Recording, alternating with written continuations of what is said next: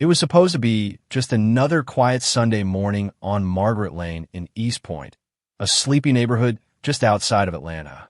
The kind of place where people still wave to each other from their porches, where lawnmowers hummed every Saturday, and where nothing bad ever seemed to happen until that day.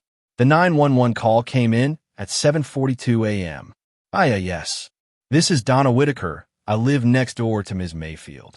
Her hose has been running since last night, and her lights have been on. I tried knocking, but no one answered. She's old. I'm worried. When officers arrived at 4331 Margaret Lane, they were met with the sound of water splashing onto the concrete walkway from the back of the house. The front door was locked. No signs of forced entry. A neighbor handed over the spare key Gloria Mayfield had given her just in case. Inside, the house was still. The faint scent of lavender mixed with something metallic and wrong. Officers followed the sound of the running water down the hall. The bathroom door was cracked open. Steam fogged the mirror. And there, lying half submerged in the bathtub, was Gloria Mayfield, 60 years old, eyes open, head tilted unnaturally, blood swirling in the water like crimson ink. The responding officer, Sergeant Willis, froze for a beat before calling it in. We've got a DOA. Female, approximately 60. No sign of forced entry. Scene looks strange. You're going to want homicide on this.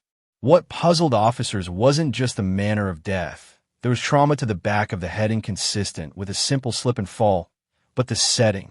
On the living room mantel, barely a few feet from the bathroom, stood a framed wedding photo taken only 4 days earlier.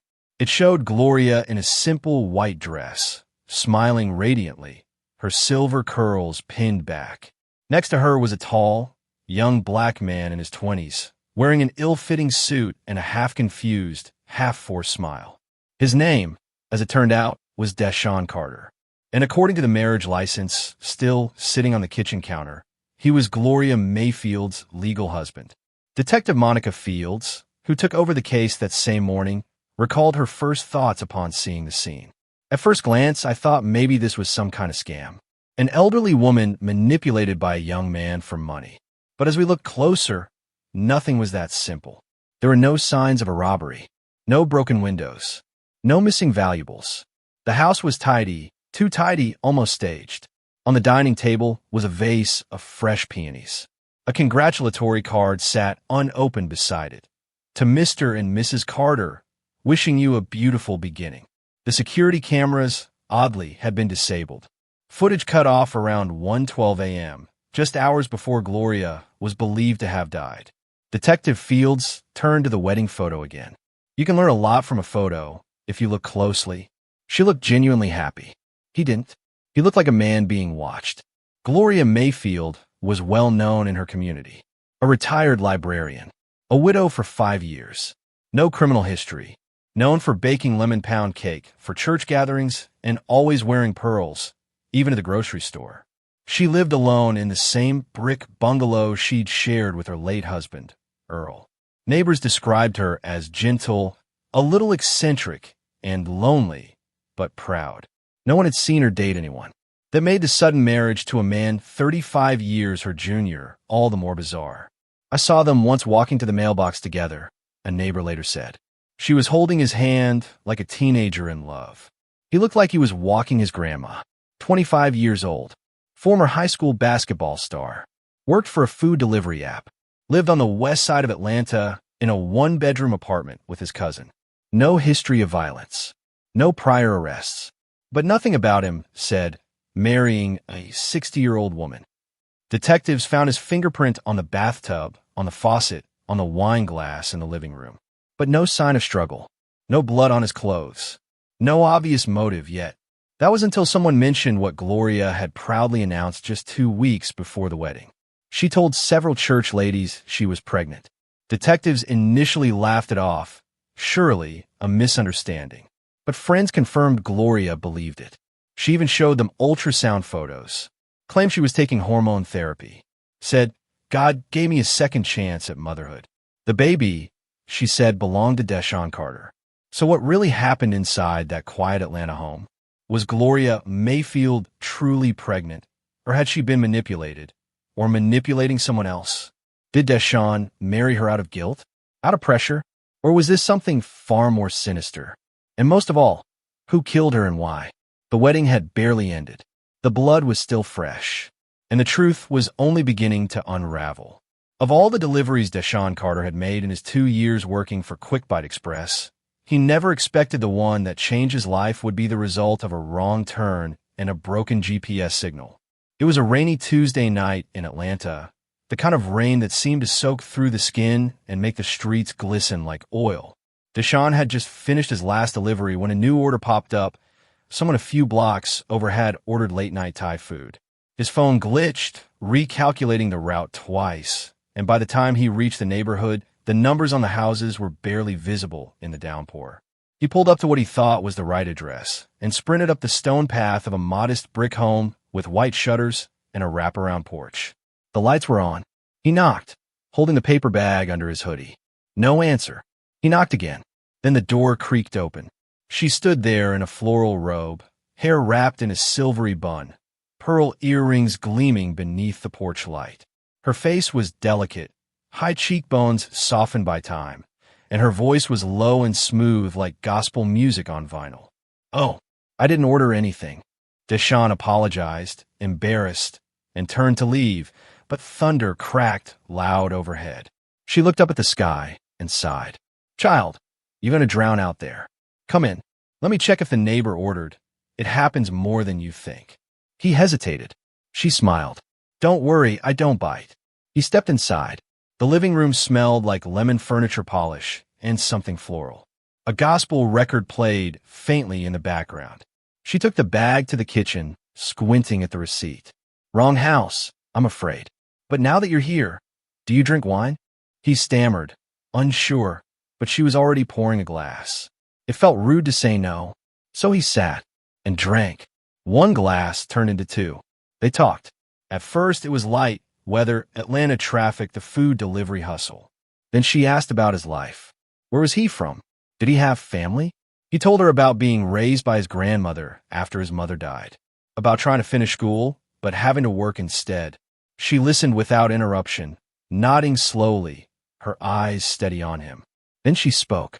She told him about her late husband Earl, a good man who died of colon cancer. How the house felt like a museum since he passed. How the walls echoed more when the weather turned. She said she once wanted kids, but couldn't. Something about fibroids. Something about timing. But the way she said it, soft, nearly whispered, carried a weight he didn't know how to respond to. He looked around at the family photos. Gloria in her younger days. Gloria and Earl. A few graduation photos of a boy. Her son, he assumed. The wine was warm in his blood. The room seemed quieter than before. Closer. Softer. He didn't remember how her hand touched his. Only that it was gentle. He didn't plan to stay. But he did. What happened that night, Deshawn would later describe with a mixture of shame and confusion. He didn't see it coming. He didn't even know how it happened. Only that one moment he was sitting on the edge of her couch, and the next he was in her bed, heart pounding, hands shaking, rain tapping on the windows like it was trying to stop them. He left before dawn. No goodbye. No promises. Just the sound of his shoes squeaking down her hallway as he slipped out, hoping to erase what had just happened. But some mistakes don't stay buried. 2 months later, he got a text from an unknown number. "We need to talk. It's Gloria." She met him at a diner near downtown. Same pearls, same poise, but something different in her eyes, calm, almost resolute. "I'm pregnant," she said. He laughed at first, assuming it was some kind of joke. But she didn't flinch. She slid a folded paper across the table. A doctor's note, then ultrasound photo. His stomach dropped. "That's not possible," he whispered. "It is," she said calmly. "I've been on hormone therapy for over a year. I wasn't trying. What happened?" He stared at the black and white photo, the blurry speck barely discernible. "I don't want anything from you," she added. "Not money, not even help. I just thought you should know." But the lie, or truth, took on a life of its own.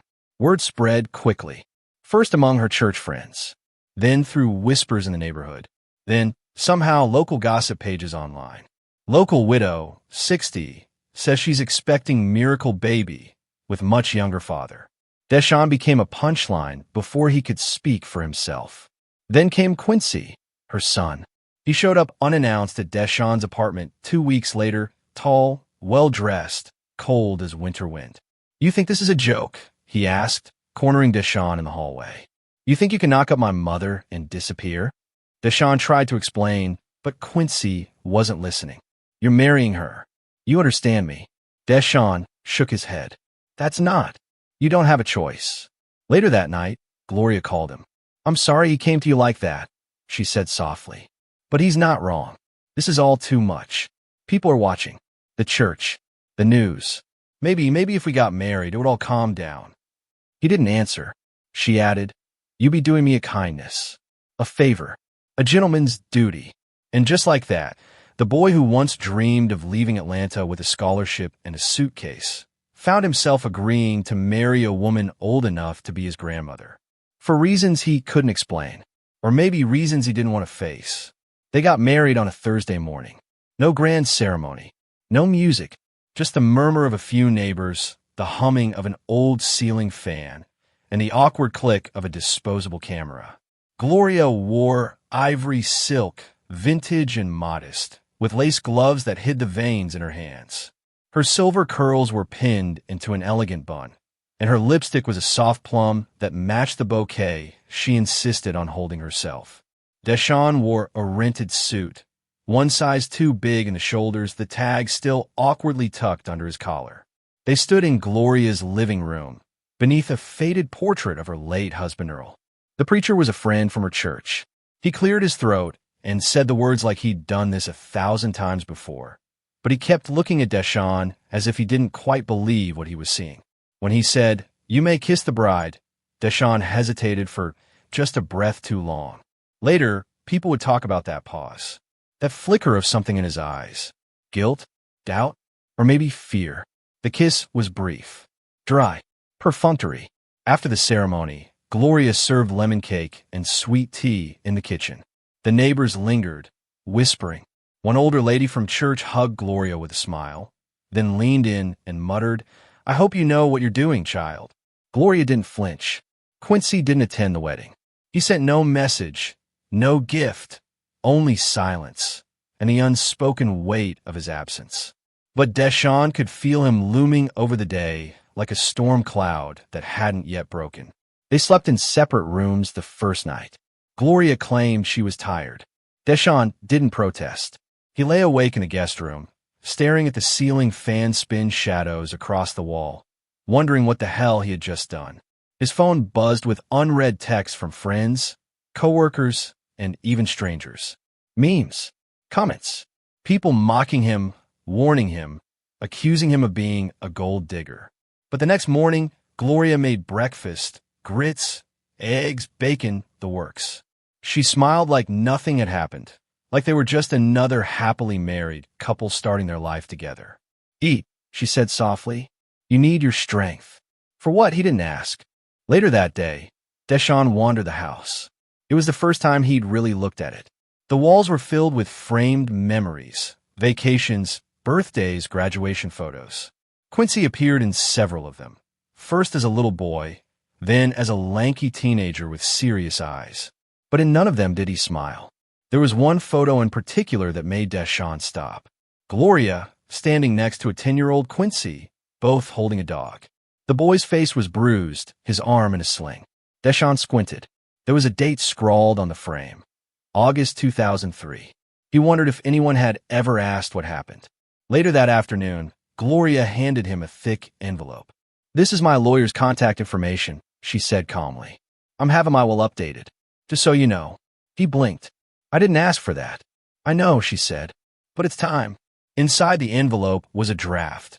Her new will, naming Deshaun Carter as sole beneficiary of her estate, including the house, her savings account, and a life insurance policy.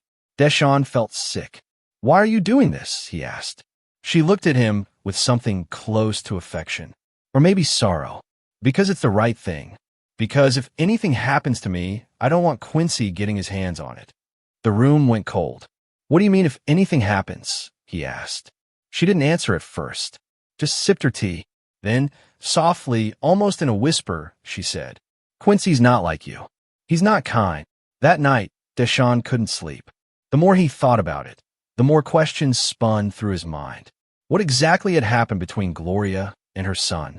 Why did Quincy leave home at 17 and never come back until now? And most of all, was Gloria really pregnant? Or had she lied, not out of malice, but out of fear? 2 days later, a knock came at the door. It was Quincy. He didn't smile. He pushed his way inside without waiting for an invitation. "I'm here to get a few of my things," he said, his voice calm but cold. "Old boxes in the attic." Gloria tensed but nodded. While he went upstairs, she pulled Deshaun into the kitchen. "I need you to listen to me," she said, her voice shaking. "If anything happens to me, don't let him twist the story. Don't let him say I was crazy." Deshaun's stomach turned. "What are you talking about?" She reached into a drawer and handed him a small USB drive. Just in case. That was the last real conversation they ever had. The next morning, Gloria was found dead in the bathtub, head bleeding, wedding ring missing, water still running. And nothing would ever be the same again. The coroner estimated time of death between 2 o'clock and 4 a.m. When Deshaun was brought in for questioning, his hands were shaking. He kept wiping sweat from his palms onto his jeans. He looked less like a killer and more like a kid who had no idea what he'd gotten himself into. Detective Monica Fields sat across from him in the dimly lit interview room. She watched him fumble with a paper cup of water for a while before asking the first question. "Why did you marry Gloria Mayfield?" Deshaun looked up, eyes red and hollow. "I don't know," he whispered. "Not exactly a good answer, son." He swallowed hard. "She said she was pregnant. She said it was mine. And everyone was looking at me like I did something awful. Like I trapped her. Like I was some scammer. So, what? You married her to fix your reputation." "I married her because she asked me to." Fields leaned back in her chair, tapping her pen on the folder in front of her. "And how was your relationship with her son, Quincy?" Deshaun flinched. "He hated me from the jump. I think he hated her, too. He was real cold. Like something in him was off." Fields opened the folder and slid a photo across the table. "Recognize this?" It was the wedding photo, the one from the mantel. Deshaun nodded. "Do you remember what she told you about Quincy? Anything unusual?" "She said he was dangerous. She gave me a flash drive and told me if anything happened to her, to use it." Fields raised an eyebrow. "Where is it now?" "In my jacket. Top pocket." The detective stood, knocked on the door, and gave a quick instruction to the officer outside. A minute later, the flash drive was in her hand. "We'll come back to that," she said, returning to her seat. "But first, tell me about the night she died." Deshaun closed his eyes, trying to piece it together. "She'd gone to bed early. Said she had a headache. I was on the couch watching a basketball game. Around midnight, I went to the kitchen to get some water. Her bedroom door was closed. Everything was quiet. You didn't hear anything? No noise? No struggle?" He shook his head. "Nothing. Did Quincy come by?" "No, not that I know of. He took some boxes 2 days earlier. Said he was going back to Texas." Fields scribbled something in her notebook. "You didn't hear the water running?" "No. I must have fallen asleep. It didn't look good. The timeline was tight. No forced entry. Security cameras mysteriously shut down during the window of death. The only other person known to be in the house was the husband, Deshaun. But then the forensic team pulled footage from a neighbor's doorbell camera. At 1:47 a.m., headlights flickered across the street. A black Chevy Impala slowed in front of the house, paused for nearly 2 minutes, then drove away. The plate was partially visible, registered to Quincy Mayfield. Meanwhile, the medical report came back. Blunt force trauma to the back of the skull. Depth and angle suggested it was not a fall. There were no defensive wounds, no signs of a struggle. But most chilling of all, Gloria's wedding ring was missing, and her finger showed bruising consistent with the ring being forcefully pulled off after death. Detectives returned to the house to search more thoroughly. In the back of a drawer in Quincy's old bedroom, tucked beneath some textbooks and yellowed report cards, they found a printed draft of Gloria's will, an older version, naming Quincy as the sole beneficiary. It was dated 6 months before her death. On top of that, the life insurance policy, filed just 3 days before the wedding, listed Deshawn as the new primary. Quincy had been removed. Suddenly, motive emerged like a bloodstain through white linen. Fields called Texas PD to dig deeper into Quincy Mayfield's background. What came back was troubling. In 2010, a sealed juvenile record showed domestic violence allegations. Gloria had once reported that her 16-year-old son had shoved her down the stairs during an argument. No charges were filed. She refused to cooperate. And there was more. A restraining order filed by a former girlfriend in Houston terminated employment from 2 finance firms for behavioral concerns. And most telling, a psychologist's note stating, Mr. Mayfield exhibits signs of covert narcissistic tendencies, deep-seated maternal resentment, and possible sociopathic traits. Back in Atlanta, the forensic text cracked the USB Gloria had given Deshawn. It contained 3 things. A scanned letter, handwritten by Gloria, expressing fear that her son would harm her if she changed her will. A short video from her phone, recorded just a week before the wedding. In it, Gloria looks into the camera, her face weary. If you're watching this, something's happened to me. Quincy, if he finds out I changed the will, he won't stop. I've protected him his whole life, but I won't let him take everything from me in death. And the third file? An audio recording, dated the night before her death. It was short, just under 90 seconds. A door opening. Footsteps. Her voice. Quincy, what are you doing here? Then silence. Then a thud. Then water running. And then nothing. By the time Fields finished reviewing the evidence, her hands were clenched into fists. It was clear Quincy Mayfield had motive, opportunity, and history. But there was a problem. By the time the warrant was issued, Quincy was gone. His phone went dark. His last known location? A rest stop somewhere near the Georgia-Texas border. And just like that, the prime suspect in a suburban Atlanta murder case vanished into the Southern Highway. The media had a field day. Pregnant bride found dead days after wedding. Son vanishes amid will dispute. Atlanta widow's tragic love story ends in blood. Deshawn, cleared but broken, became a household name for all the wrong reasons. The boy who married a grandmother. The suspect who didn't kill. The victim who lived. But Quincy? He became a ghost. A name on a wanted list. And possibly the man who murdered his own mother to reclaim what he believed the world owed him. The sun hadn't yet risen when a medical examiner unzipped the body bag at the Fulton County morgue. Gloria Mayfield's body lay still beneath the bright, sterile lights. Her skin had paled to a grayish hue. Her head showed a deep laceration just above the occipital ridge. A single blow, clean and deliberate. The surrounding tissue bruising confirmed what the police had already suspected. This was no accident. Dr. Clarice Moore, the forensic pathologist assigned to the case, worked in silence. She'd handled dozens of suspicious deaths, but something about this one unsettled her. Maybe it was the wedding photo they'd shown her beforehand. Maybe it was the look on Gloria's face, serene, as if she hadn't seen it coming. Or maybe it was the fact that the victim had been declared pregnant just 2 weeks earlier. That was the first thing she tested. Blood work revealed elevated levels of estradiol and progesterone, typical of hormone therapy, but not pregnancy. A pelvic examination confirmed what Gloria's own medical records hinted at. She had undergone a partial hysterectomy nearly 3 decades earlier.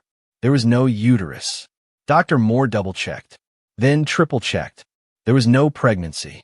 There had never been one. She reported her findings to Detective Fields that afternoon. The detective sat quietly for a moment, the report in hand. She lied, Fields murmured. She lied to him. Or, Dr. Moore corrected gently. Someone made her say it. Back at the precinct, Deshawn sat in the interview room again, this time not as a suspect, but as a key to unraveling the case. Fields placed the medical report in front of him. She wasn't pregnant, Deshawn. His eyes didn't move. He stared ahead like someone had just unplugged the world. I don't understand. She couldn't have been. She had a hysterectomy. There was no fetus. The ultrasound she gave you wasn't hers. The words hit him slowly. Then all at once. You mean all of this, the marriage, the cameras, the will, it was all for nothing? No, Fields said firmly. It wasn't for nothing. It was for survival. He looked at her, confused. She knew Quincy was dangerous. She needed protection. She thought if she made herself valuable to you, you'd stay close. That maybe, just maybe, she'd make it long enough to change her will or expose him before he could strike. Deshawn shook his head, disbelief all over his face. I would have helped her anyway. I didn't need the baby's story. But would you have married her? Fields asked gently. Would you have stayed, knowing what the world would say? He didn't answer. Meanwhile, the tech team was still combing through Quincy's digital trail. A burner phone registered to a fake name pinged off a tower near the Georgia-Texas line just hours after Gloria's death. It hadn't been used since. Surveillance footage from a gas station in Tallulah, Louisiana, showed a man matching Quincy's build fueling up a black Impala, wearing a hoodie and ball cap. No credit card, no ID, just cash. An APB went out. Nothing came back. But then, 3 days later, a tip came in from Houston. A woman named Danica Jones, 34, said Quincy had stayed at her apartment briefly after a family emergency in Atlanta. She said he looked panicked, paranoid. He slept with a knife under the pillow and whispered to himself at night. He kept saying she was going to take it all. That boy don't deserve it. I'm her blood. Danica only called the police after he left a bag behind. Inside were several $1,000s in cash, a burner phone, and Gloria's missing wedding ring, still stained with dried blood. The ring was all the DA needed to issue a murder warrant. But Quincy was gone again. Detective Fields returned to Gloria's house a week later. The place had already begun to feel abandoned. The yellow tape was gone, but the memory of what happened hung thick in the air. She walked through each room slowly. The photos. The guest room where Deshawn had slept. The bathroom where Gloria died. Then something caught her eye, an old notebook shoved behind the couch cushions. Inside, pages of Gloria's handwriting. Lists, quotes from scripture, and buried halfway through, an entry dated 2 weeks before her death. He knows. He's angry I changed the will. He said I'm ungrateful. That Earl wouldn't have wanted me to give everything to a stranger. But Earl knew who Quincy really was. That boy stopped being my son a long time ago. Fields swallowed the lump in her throat. There was no doubt now. Gloria Mayfield had orchestrated the pregnancy, lying not out of manipulation, but out of desperation. She needed a shield. She needed someone to stay in that house with her. She needed a witness. She needed a husband. 2 months later, Deshawn stood at her grave. There were no mourners left. Just him, the wind, and a small headstone that read, Gloria E. Mayfield, 1942 to 2023. A quiet voice. A fierce heart. He placed a single lily down and sat on the grass, whispering something no one else could hear. He didn't speak to the press. He didn't take book deals. He disappeared from Atlanta not long after, moving somewhere quieter, where no one knew his name or his face. But every year, on the anniversary of her death, he returned, bringing a flower, a silence, and a memory of a woman who lied to save her life and died before the truth could save her. The trial began 8 months after Gloria Mayfield's death. By then, Quincy Mayfield had been captured in New Mexico, just outside Santa Fe. He was living under a fake name, working under the table at a repair shop, and sleeping in the back of a rusted-out SUV. His arrest was quiet. No struggle, just a long sigh and the words, I knew this day was coming. He was charged with first-degree murder, tampering with evidence, and interference with a will. Prosecutors claimed he killed his mother to prevent her from finalizing the change that would cut him out of her estate. The most damning evidence?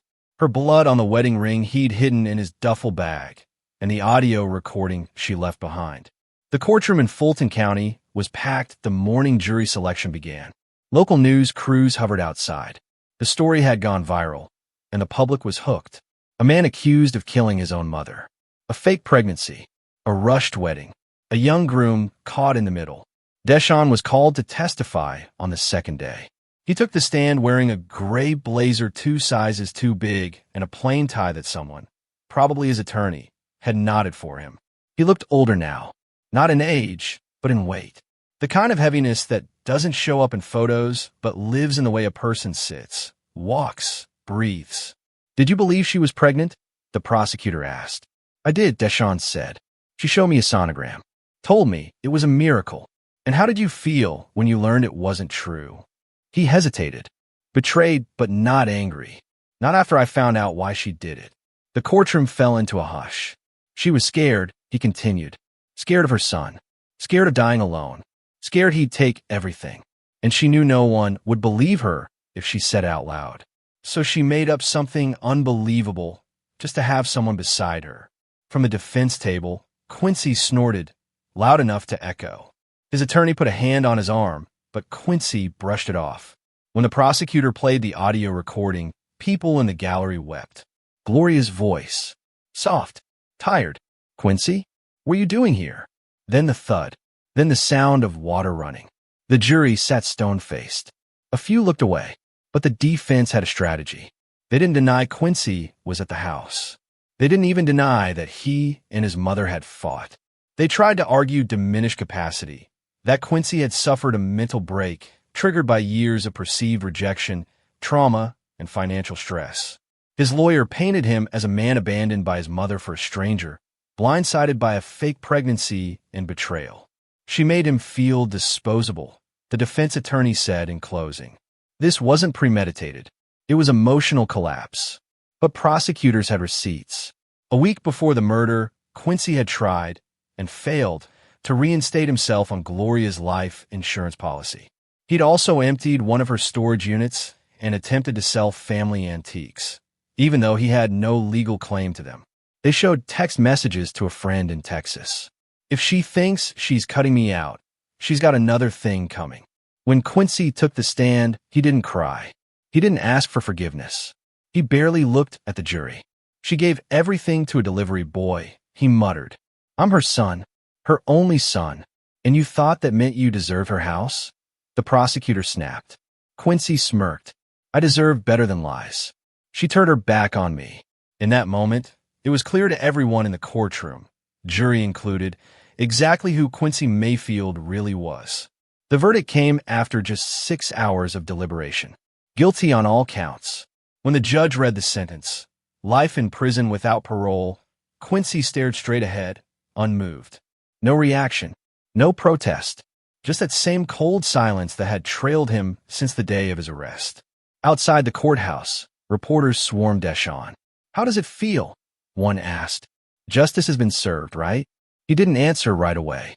Then, quietly, he said, it doesn't bring her back. He walked away without another word. That night, Detective Monica Field sat at her desk long after the others had gone home. She stared at the old notebook from Gloria's couch, her fingers tracing the edges of its worn leather cover. There was one entry she hadn't read out loud in court.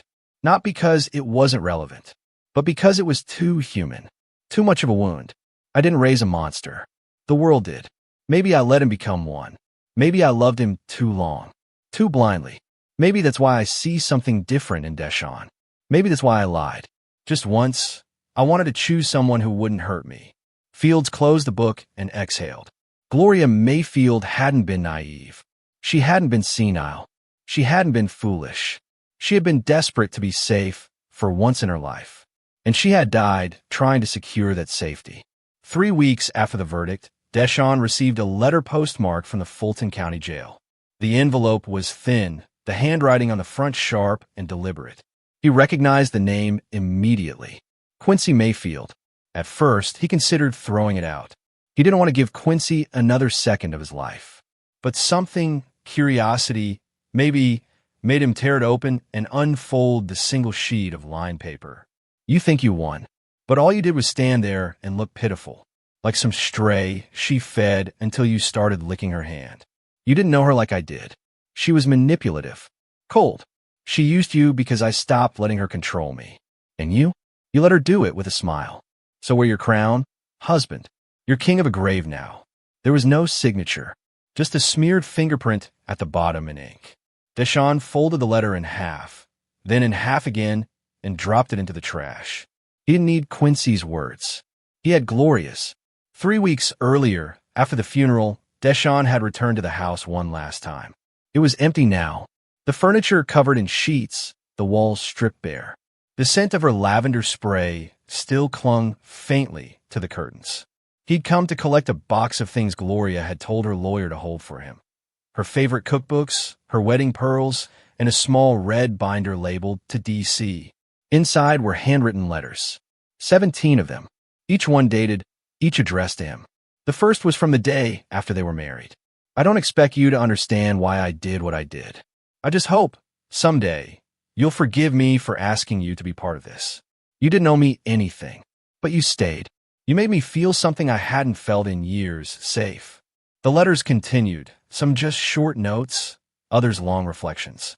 In them, she spoke of her regrets, her loneliness, her dreams of running away from Atlanta before she got too old to start over. If I'd been born a man, I think I would have lived differently. But women like me, black, southern, aging, we don't get to disappear. We anchor everyone else and slowly sink while doing it. One of the last letters was dated the night before she died. If I don't wake up tomorrow, know this wasn't your fault. You were my shield, my angel in sneakers and a wrinkled suit. I wish I could have given you something beautiful, something real.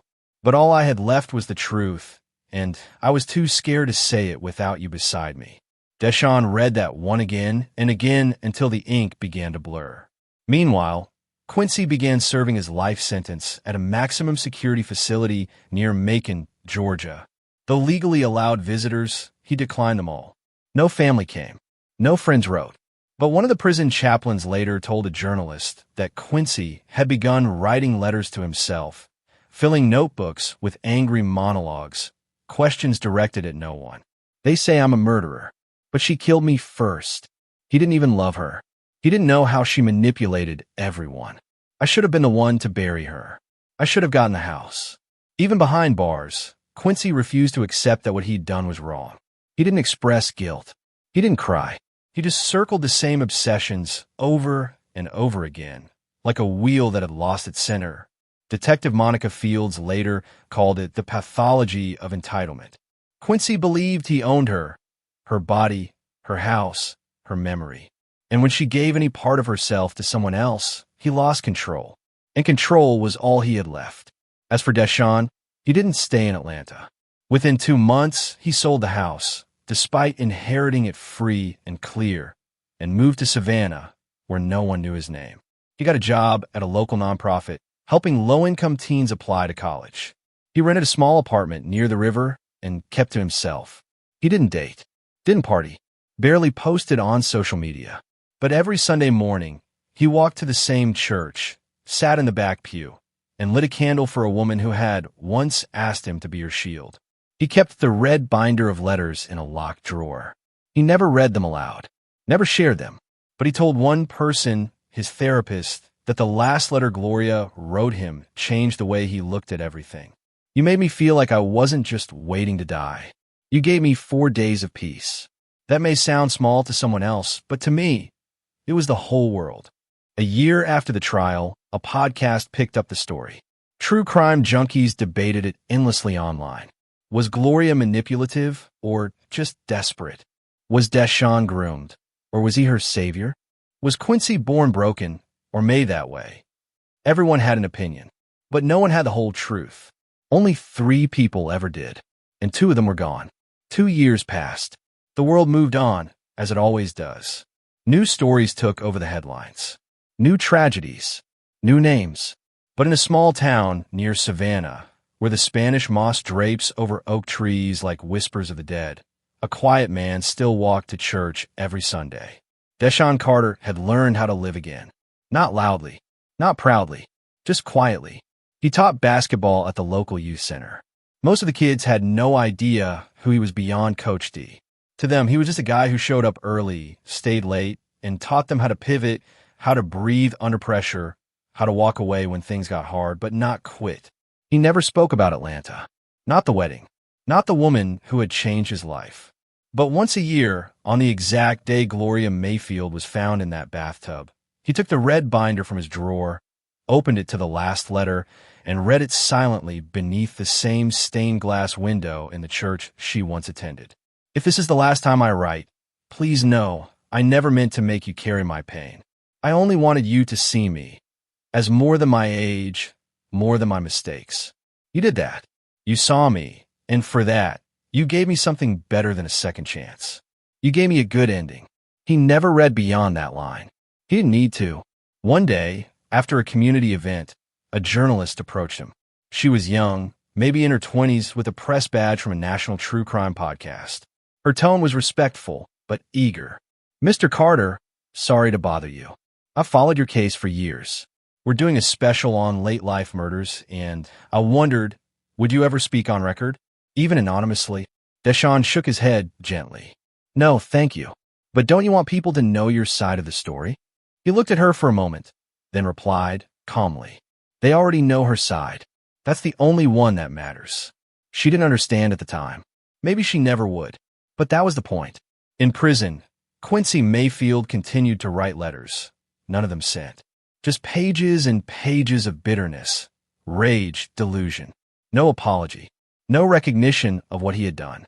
At his annual psychological evaluation, when asked if he felt remorse, he said, "For what? For losing my inheritance? For letting some delivery guy replace me? Please." He was transferred to solitary after an altercation with another inmate. Guards later found drawings on his cell wall, diagrams of his mother's house, names scribbled over and over again. Gloria, Earl, Deshawn, Gloria, Gloria. His mind was no longer a prison. It was a battlefield that no one would win. Years later, an author writing a book on late-in-life violence reached out to Detective Monica Fields, now retired. They met in a coffee shop in Decatur. When asked what she remembered most about the case, she didn't mention the blood or the bathtub or the trial. She said, simply, "It was the first time I saw someone lie their way into a marriage just to stay alive." The author nodded, scribbling notes. Fields added, "She wasn't a saint. She was complicated, but she deserved better than the story people made up about her." Then she paused, and so did he. At the end of her book, the author asked one final question. Was this a love story, a crime story, or a tragedy? No one agreed on the answer. Some said Gloria manipulated a young man to protect herself. Others said Deshawn was her final act of grace, proof that even in fear, she chose kindness. A few thought Quincy was simply the product of a broken system, a boy born angry in a house too quiet to hold him. But maybe like most real things, it was all of those. And none of them. Maybe it was just a story of two people, one near the end of a road, the other at the beginning, who collided in a moment of fear and for 4 strange, impossible days made each other feel safe. Not loved, not saved, just safe. And sometimes in this world, that's more than most people ever get.